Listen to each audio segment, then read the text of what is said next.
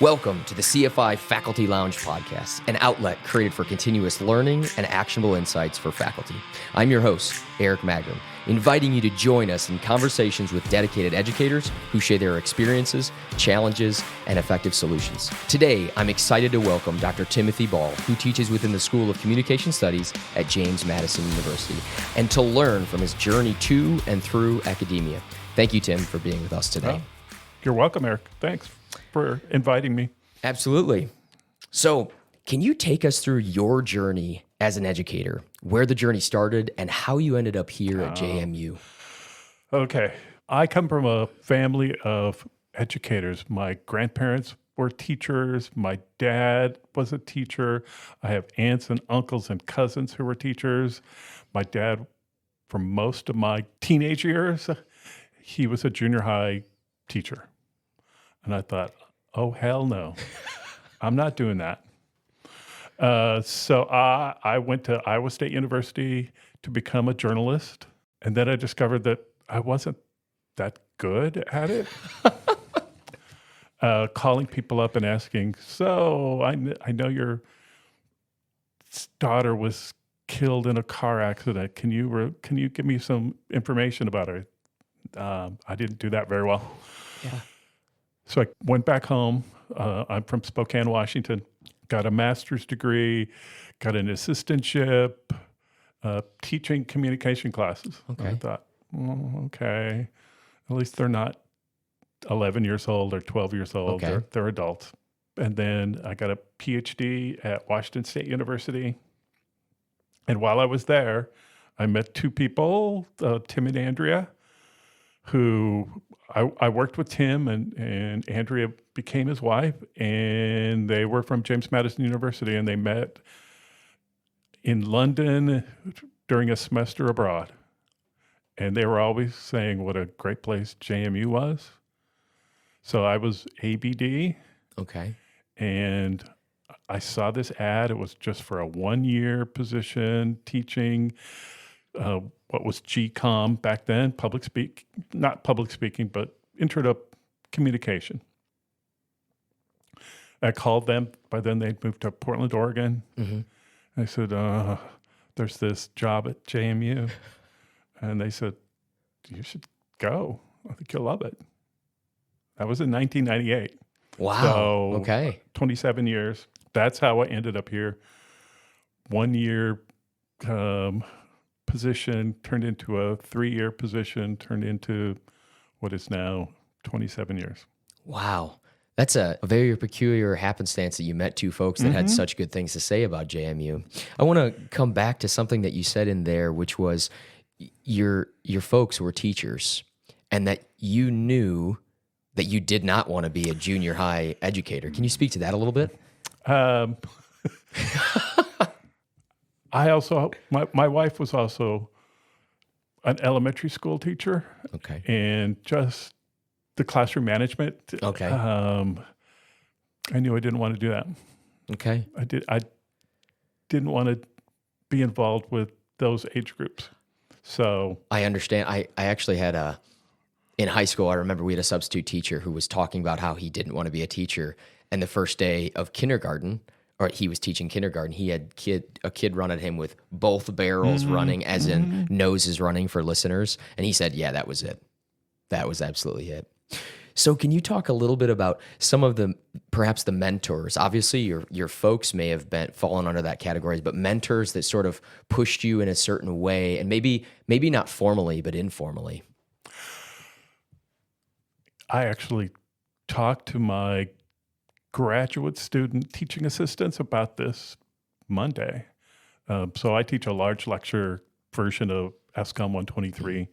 So I have 300 students, but I also have 6 graduate students who run the recitation sections. And it was kind of we're at the midpoint. Tell me what's going well, what's not going well.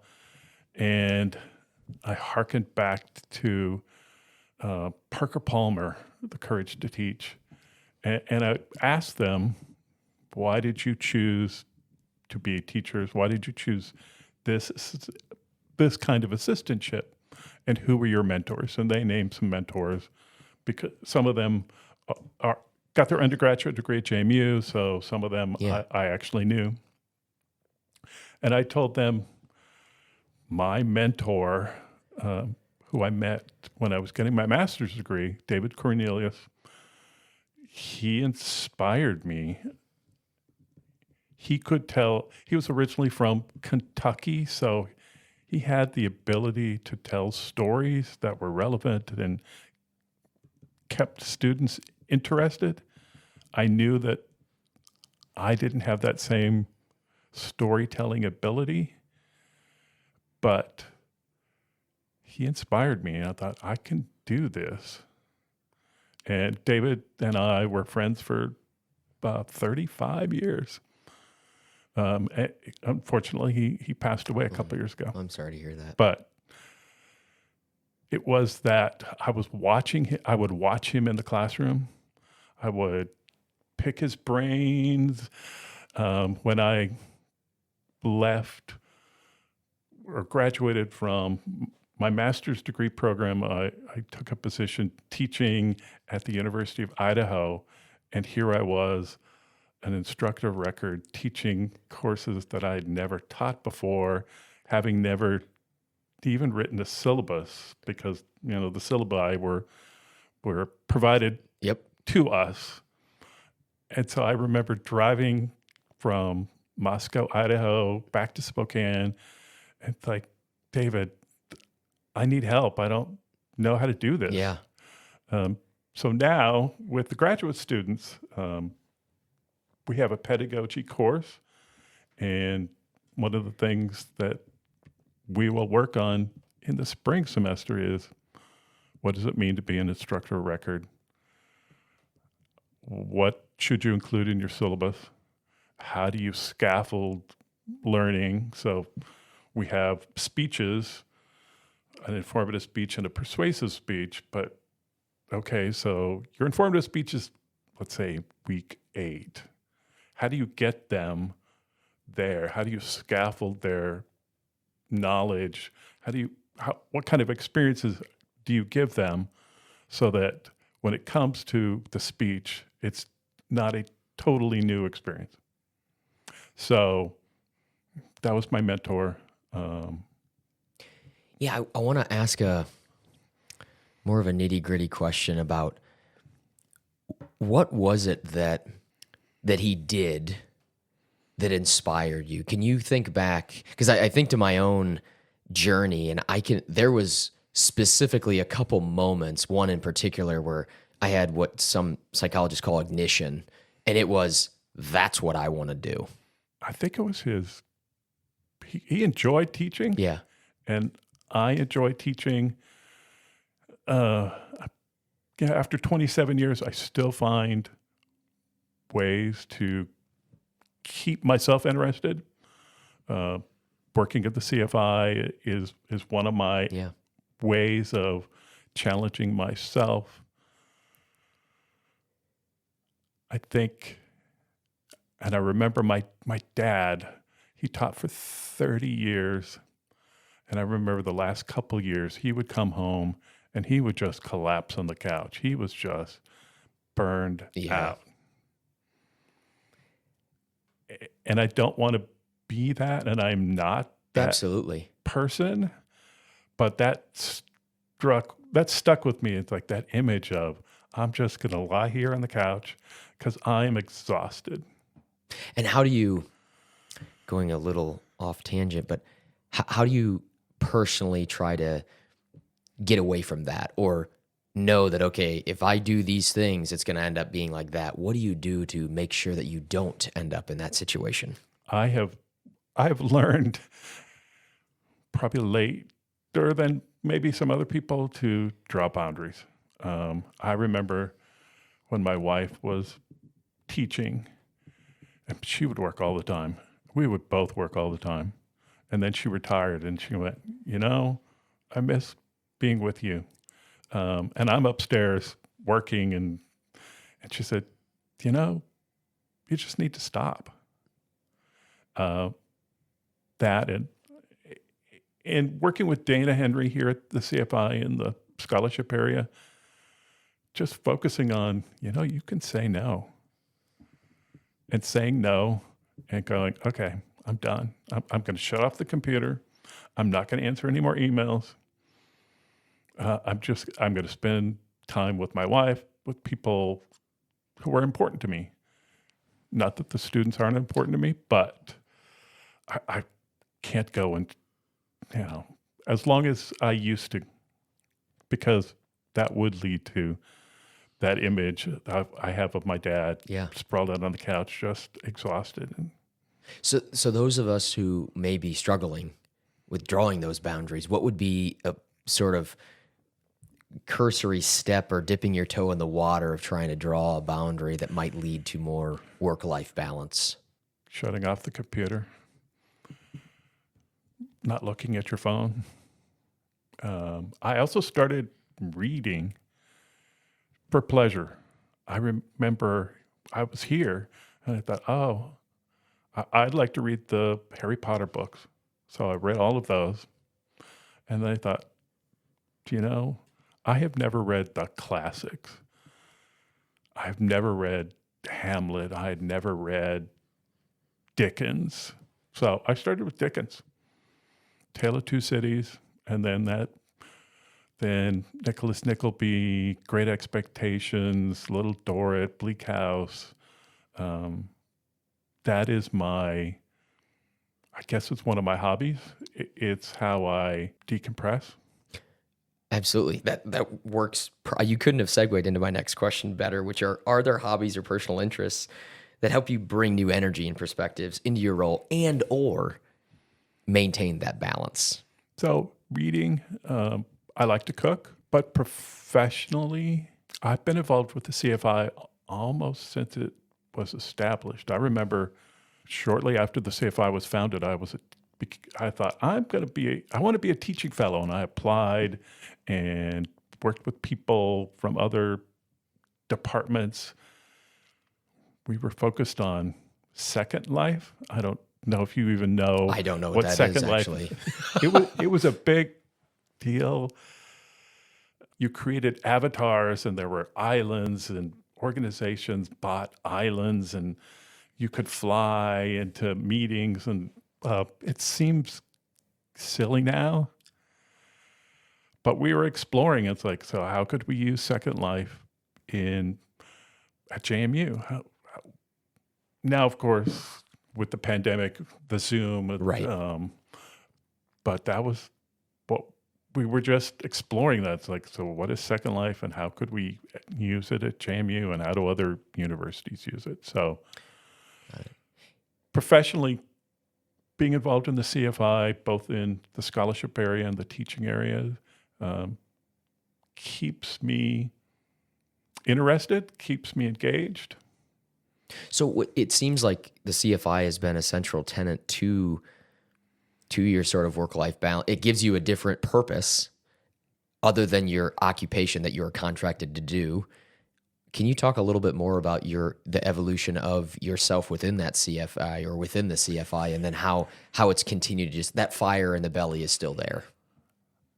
I remember as an undergraduate, the mode of instruction was sage on the stage. That was my model. So I remember coming to JMU, like, I need to be the person in charge.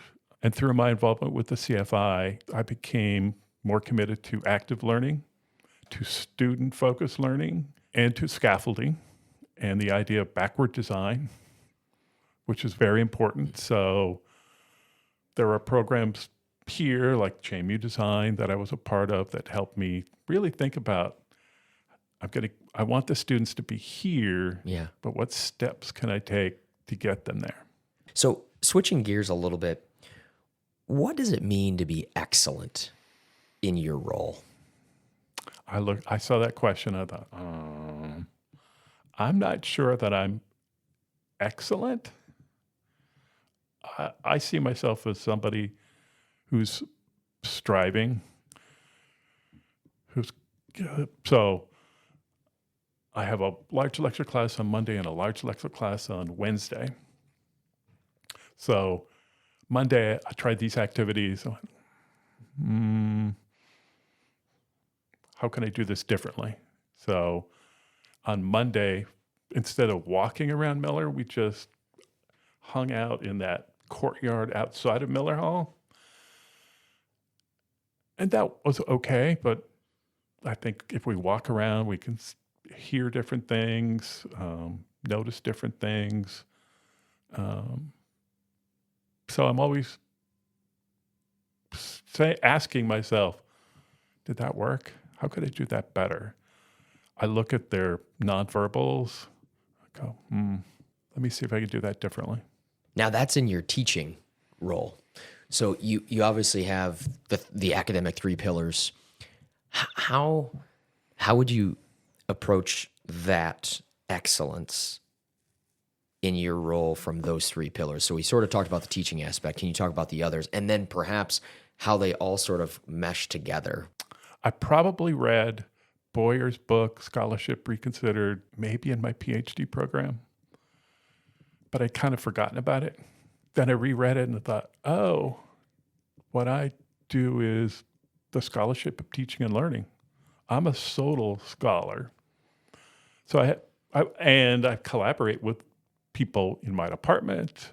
Right now I'm collaborating with people from various institutions. We're doing a mega Sodal project focusing on the ethical use of generative AI. So that is my focus as a scholar. I've done some Sodal work, got published, worked with colleagues in my department, and I'm just interested in what works or what doesn't work and why doesn't it work, and would that be interesting to people who read Sodal journals? Okay. So when you say Sodal, because I'm familiar with the term Sodal, but I would not be shocked if you said the term Sodal to 100 faculty members, 50 don't say, what? Can you explain what that is and a little bit more? Sodal, the Scholarship Teaching and Learning, again, comes from Boyer's book, Scholarship Reconsidered. And he talks about scholarship as being a discovery and application.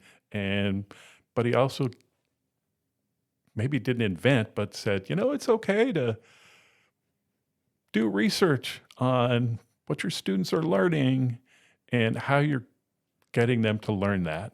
I don't know if this is something you experience, but when I am lecturing, because that is a mode that I do use, because there's certain topics I have a hard time being creative enough to create an activity for. But when I'm lecturing, there's almost like a stopwatch in my head. And if I've lectured for too long, I instantly know, we got to do something different. I've got to ask them a think pair share question. I've got to throw out a little oral pop quiz, if you will. I've got to do something. I've got to do a demonstration. I have to have them get up. For whatever reason, my mind is like, you can't just keep talking at them. No. Can you speak to that a little?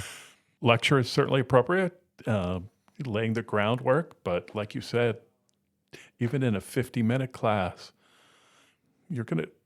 their attention is going to wane or stop, or they're going to get on their phones, or they're going to check their social media, so let's give them other opportunities. Okay, I lectured about this. Let's apply this. Let's see it in action. I love the think, pair, share. And that works for large groups, certainly. If you could hop in to a DeLorean with Doc Brown and Marty McFly and gun it to 88, travel back in time, meet yourself before your first day at JMU, what advice would you give yourself? You're dating either me or you, or both of us, if you remember Doc Brown and Marty McFly. From the movie Back to the Future, for listeners. Yeah. I remember coming to this university, coming to communication studies, and the thing that struck me and will always stay with me is colleagues who really gave me, it's like, here's our syllabus. You're not familiar with this class. Here's some activities that I use. that has always struck me as a way in which JMU is different from other universities that I've either taught at or attended as a student. I actually remember when I was at Washington State University, and Karen DePaul, who was then an associate dean in the graduate school, but she was in charge of the interdisciplinary programs. So when I was at Washington State, the communication department didn't have a standalone, they didn't have PhD programs. They didn't have the 700, 800 level classes. So I designed an interdisciplinary program. But I remember Karen DePaul, who became the dean of the graduate school at Virginia Tech, she asked me about, so what do you want to do? And I said, I know the one thing that I don't want to do is I don't want to teach at an R1 institution. And by then, Washington State was an R1. Yeah. And so I had a sense that JMU was going to be where I was going to fit in, but I didn't think I would be here as long as I have been. So it is the collegiality, it is the caring. My department we have 45 full-time faculty members. Holy smokes. So, I mean, we're the biggest department in the College of Arts and Letters. We've grown tremendously, but there is still that caring new faculty members. We still, hey, if you'd like, I'd send you the syllabus. You can look at it. You can adapt it. You can say, no, that's not for me, but it still happens. You taught communications for decades, hundreds of individuals. Can you provide an example of a low-level actionable item that a faculty member might be able to put into practice easily, and relative ease, that's subjective, I understand, that would improve their communication competence? Be willing to be open. Introduce yourself. Tell the students a little bit about yourself. Humanize yourself. This is something I talk to the graduate students a lot about, because most of them are 22, 23. They're first-year graduate students. A couple of them, I have a cohort of 6, so a couple of them are recent JMU graduates.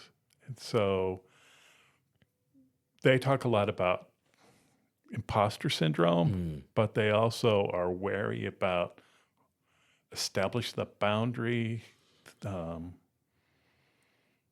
also trying to be authoritative in the classroom. Yeah, all the above. Right? But I do encourage them to disclose things about yourself that you're comfortable disclosing. We're human beings. I think maybe that would be my one piece of advice. So in a roundabout way, connect. Yeah. Connect with the students by, don't divulge anything you don't feel comfortable divulging, obviously, but allow them to see that you are a human being and to connect. Because I think before we can learn, we have to connect. Absolutely. Totally agree with that. Well, thank you for being on today's pilot podcast, or our podcast today. Thank you very much for your time. Appreciate Thanks, you. Eric.